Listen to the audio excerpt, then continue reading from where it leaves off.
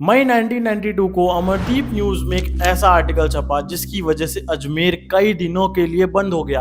वहां पे ऐसे हालात हो गए जो कि इस देश ने शायद कभी भी नहीं देखे थे और ना कभी वो देखना चाहता है। Was one of India's biggest sex scandal. And a lot of people are not aware about it at all. Case where nearly 100 teenage girls were sexually abused laid bare a toxic mix of religious reach and political impunity. When police themselves are not aware, how do you expect civilians to be aware about such things? बहुत ही प्रभावशाली लोग हैं बहुत से पहलुओं से। अपन कहते हैं कि किसी के प्रभाव को यदि आप आंकलन करें तो उसको सोशली, इकोनॉमिकली, रिलीजियसली, पॉलिटिकली, ऐसे मतलब आप कई एंगल्स को आप उनको देखते हैं। She said, "Why are you still calling me to the court again and again? It has been 30 years. I am now a grandmother. Leave me alone."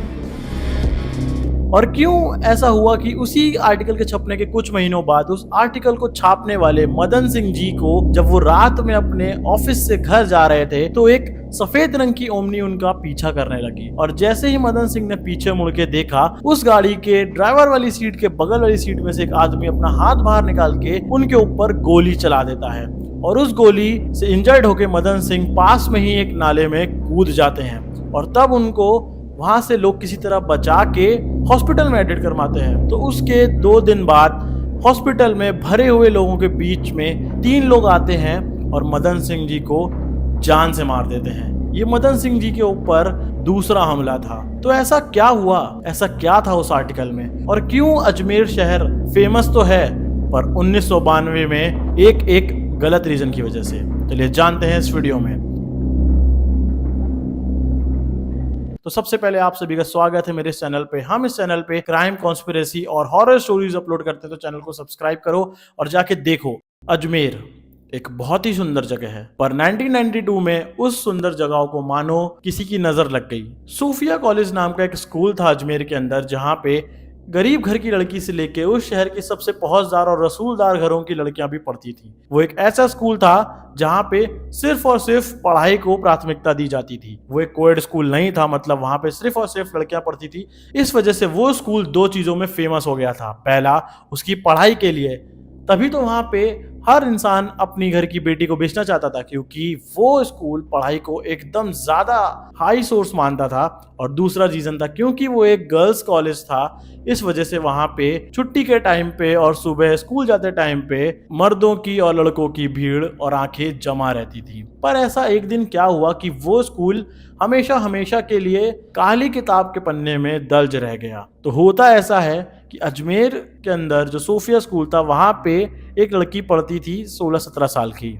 और वो एक दिन सोहेल चिश्ती नाम के लड़के से मिलती है और वो दोनों आपस में मिलना जुलना शुरू कर देते हैं। पर एक दिन सोहेल चिश्ती उसको अपने प्यार की बात का इजहार करता है और वो लड़की भी कहीं ना कहीं उससे थोड़ी सी कनेक्टेड होती है। तो वो लोग स्कूल के बाद मिलने जाते हैं। पर तभी जो सोहेल है वो उस लड़की से बोलता है कि I want to make love with you, और वो लड़की भी हाँ कर देती है और उन लोग के बीच में कुछ ऐसा हो जाता है जिसकी वजह से अब उस लड़की की और उसके साथ साथ लगभग 300 से ज्यादा लड़कियों की जिंदगी बदलने वाली थी।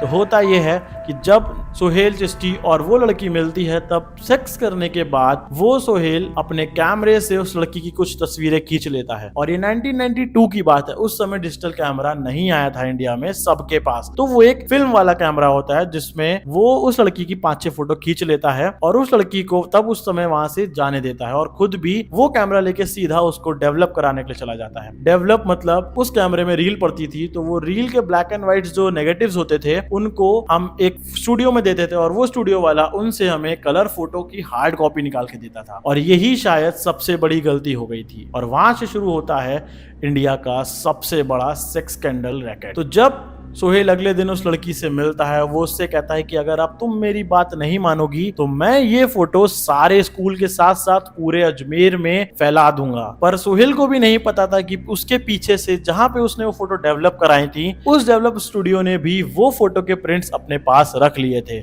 और उनको पता था कि वो किस लड़की की है और वो कहाँ की पड़ती है। तो सोहेल और वो फोटो स्टूडियो वाला अब उस लड़की का फायदा उठाना शुरू कर देता है। तो एक दिन सोहेल बोलता है कि तुम अपने किसी दोस्त को लेके आओ मेरे साथ मेरे पास, ताकि मैं उसका भी इस्तेमाल वैसे ही करूं, वरना मैं तुम्हारी फोटोज वायरल कर दूंगा। और ये डर के मारे वो लड़की अपनी एक दोस्त को वहां पे लेके आती है और सोहेल भी अपने साथ अपने 2 और चिश्ती दोस्तों को लेके आता है जिनका नाम आपको स्क्रीन पे दिख रहा होगा। और वो तीनों लोग मिलके उस नई लड़की के साथ भी दुष्कर्म करते हैं और सेम उसकी भी फोटो खींच के वो उसको ब्लैकमेल करते हैं। और ऐसा किस्सा बढ़ता चला जाता है कि जहां पे हर एक नई विक्टिम को शिकार बना के लाती है और उसकी ये लोग फोटो खींचते थे और उसको ब्लैकमेल करते थे ताकि वो लड़की फिर से जाए स्कूल और लेके आए। और ऐसा धीरे धीरे करते करते पूरा सोफिया कॉलेज इनके चंगुल में आ जाता है। कुछ ही लड़कियां होंगी जो इनसे बची थी शायद, या फिर मुझे लगता है कि वो उस स्कूल के पूरे आंकड़ों को पार कर दिया होगा। जबकि अगर आप आर्टिकल में पढ़ोगे तो आपको ज्यादा मिलेगा नहीं, बट लगभग 250 से 300 लड़कियां इसकी शिकार हुई थी।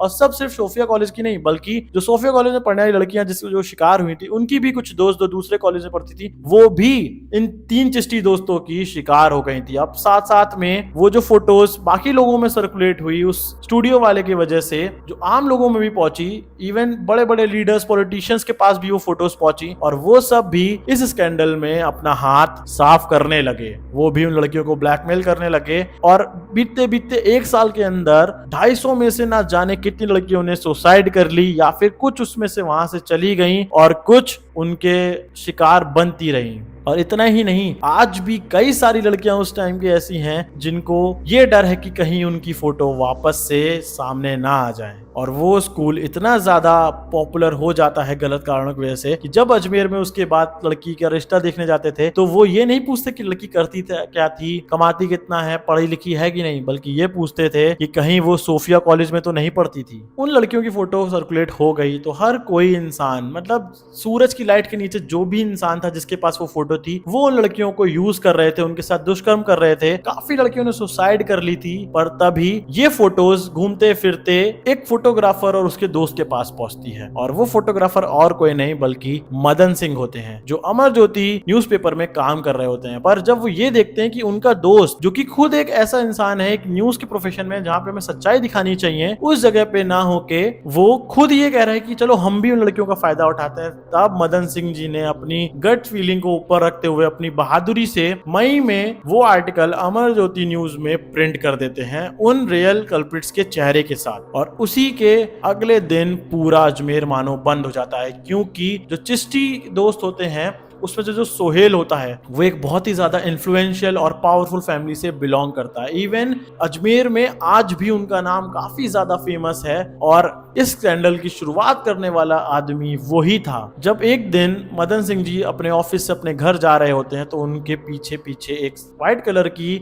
ओमनी पीछा करने लगती है, और जब वो पीछे मुड़ के काफी बार देखते हैं तब एकदम से एक आदमी उनको गोली चलाता है और वो गोली उनके कूल्हे पे लग जाती है। और तब दर्द के मारे लड़खड़ाते हुए मदन सिंह जी अपनी जान बचाने के लिए पास के ही नाले में कूद जाते हैं। अब ये उनका लक था या कुछ था, पर किसी न किसी की आवाज से वहां पे लोग आ जाते हैं और वो चारों लोग ओमनी के अंदर बैठे हुए लोग वहां से भाग जाते हैं। पर शायद मदन सिंह जी की बहादुरी उनको काफी भारी पड़ने वाली थी, क्योंकि उसी के 2 दिन बाद जब वो हॉस्पिटल में एडमिट होते हैं तो वो लोग वापस से उनमें से 3 हॉस्पिटल पहुंचते हैं। इवन बाहर गार्ड भी होता है, पुलिस वाला भी होता है, डॉक्टर्स भी होते हैं, पेशेंट्स भी होते हैं, पर तब भी ना जाने कैसे वो मदन सिंह जी को मौत के घाट उतार देते हैं। और यहाँ पे एक लौता ऐसा आदमी जिसने उस केस को बस्ट किया था, वो आदमी इस दुनिया से चला जाता है। और धीरे धीरे वो लड़कियां भी हैं वो या तो कम होने लगती हैं, या वो शहर छोड़ने लगती हैं, या फिर उनमें से बहुत सारी सुसाइड करने लगती हैं। पर मुट्ठी भरी लड़कियां बचती हैं जो बहादुरी से इस केस को लड़ती हैं,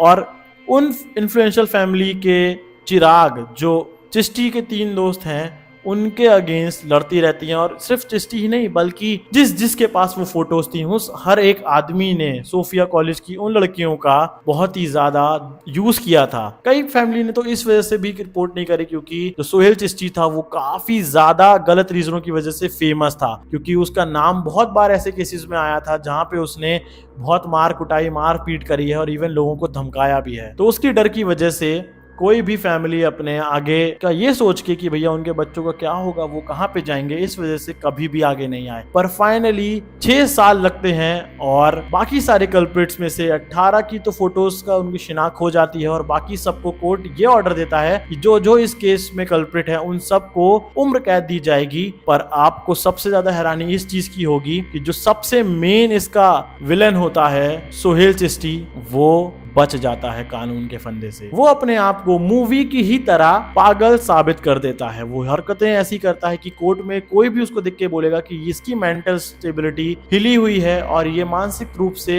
स्वस्थ नहीं है, और कोर्ट भी ये बात सुनते हुए उसको आजाद कर देती है। और यही नहीं, जितने भी बाकी कल्प्रिट्स थे उसमें से भी कईयों की सजाएं 10-10 साल की कर दी गई सिर्फ उम्र कैद से, और बाकी सारे लोग भी जो हैं वो जेल से बेल लेके बाहर आ गए थे। पर क्या हुआ उन लड़कियों का? आज भी वो लड़कियां कहाँ हैं, या फिर हैं तो कैसा जीवन जी रही हैं? और इतना बड़ा केस हो गया अजमेर में, जिसपे जब हम अगर पुराना बात करें तो कोई भी हमें ऐसा वीडियो, आर्टिकल या फिर कुछ इतना ज्यादा ठोस नहीं मिलेगा। और जब भी वहां पे भी, जब उस टाइम पे ये प्रोटेस्ट बाहर निकला था, तब भी जो वहाँ के लीडर्स थे उन्होंने कुछ और नहीं बल्कि हिंदू मुस्लिम और अपनी खुद की राजनीतिक रोटी ही सेकी थी, क्योंकि जो सोहेल थे वो एक मुस्लिम थे और बाकी जो सोफिया कॉलेज की लड़कियां थी उसमें से अधिकतर लड़कियां हिंदू थीं। और अजमेर एक ऐसा फ्रेजाइल एरिया था जहां पे बहुत सारे दंगे हो सकते थे। इस वजह से उस टाइम की गवर्नमेंट ने और सारे रूल्स एंड रेगुलेशंस ने इस केस को कभी किसी के सामने आने ही नहीं दिया। हैरान की बात यह है कि आज भी उनमें से कई सारी लड़कियों को इंतजार है अपने